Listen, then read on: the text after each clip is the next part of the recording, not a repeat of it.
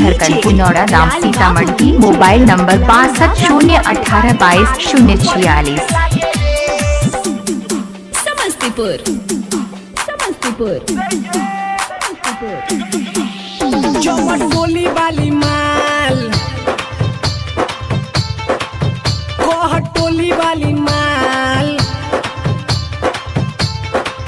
मुनिया टोली वाली माल,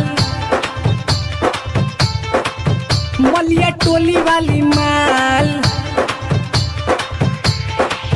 कोहट टोली वाली माल, चौमट टोली वाली माल, मुनिया टोली वाली माल, मलिया टोली वाली माल। ये कोको के चाल नहीं ठीक लागे रे। नियन टोली वाली माल सुपर हिट लागे रे। नियन टोली वाली माल सुपर हिट लागे रे। सुपर हिट लागे रे।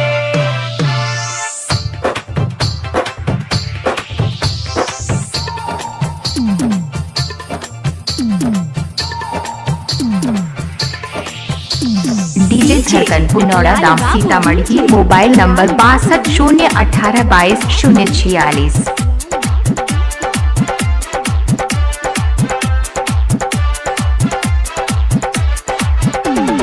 समस्तीपुर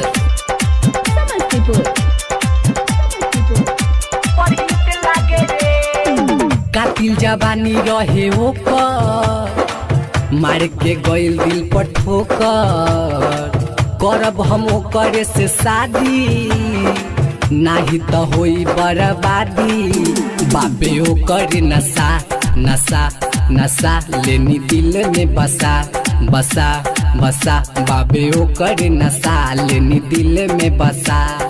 ओकरा नया गा केहू ठीक लागे रे। नियन टोली वाली माल सुपर हिट लागे रे। नियन टोली वाली माल सुपर हिट लागे रे रे रे। सुपर हिट लागे रे।